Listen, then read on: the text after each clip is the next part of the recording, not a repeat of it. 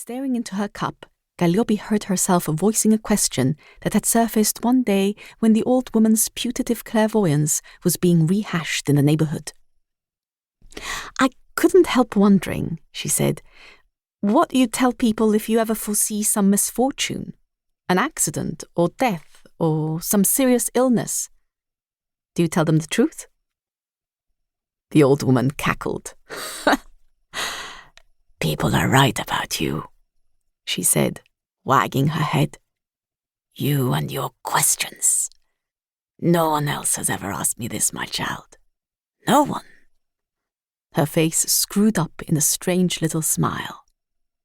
Calliope waited. So? So.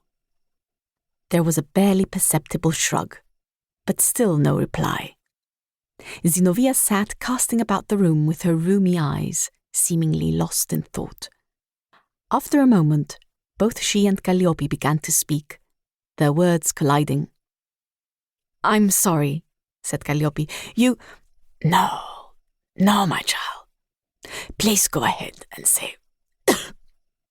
She coughed, her eyes watering. "Whatever you were about to say." Calliope hesitated, then went on to amend her question. "I was going to ask, do you think that some people are born lucky and others unlucky?" She looked straight into Zinovieff's eyes, thinking both of her drafted husband and her late father, Philippe Adham, who had died prematurely after contracting measles from his pupils.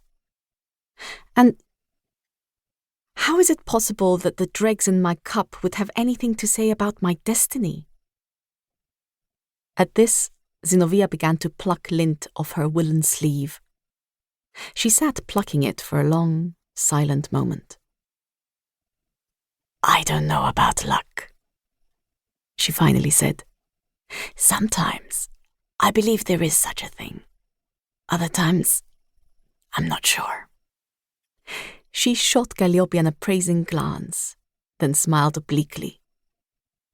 "I can tell you one thing," she added. "I don't need to look into your cup to know that yours is not an ordinary destiny, my child." "An ordinary destiny?"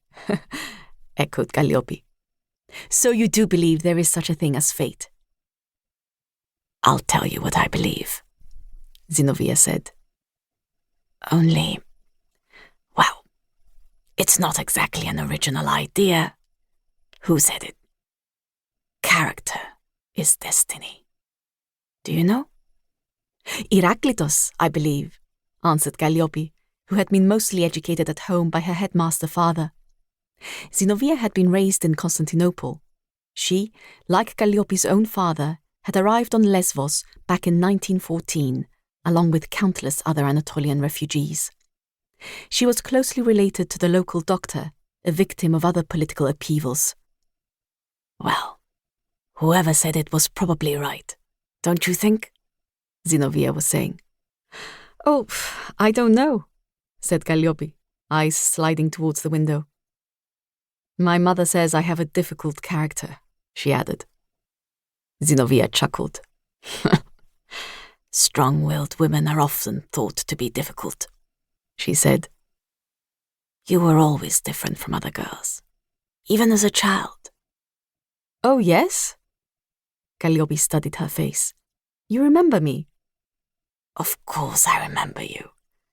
You were an ugly duckling as a child, your nose always stuck in a book." Calliope shrugged.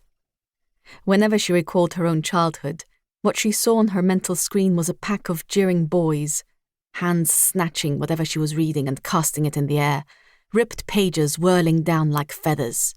"Book eater, book eater!" A sigh escaped Calliope's throat. "My mother keeps trying to teach me how to sew and embroider, but I'm hopeless at it. Everyone says I'm a born dreamer." Calliope's father had been the only one who seemed to understand her. She had vivid recollections of herself clambering up trees and hiding for hours among leafy branches. She was Amelia Earhart, bold and free. She was a young...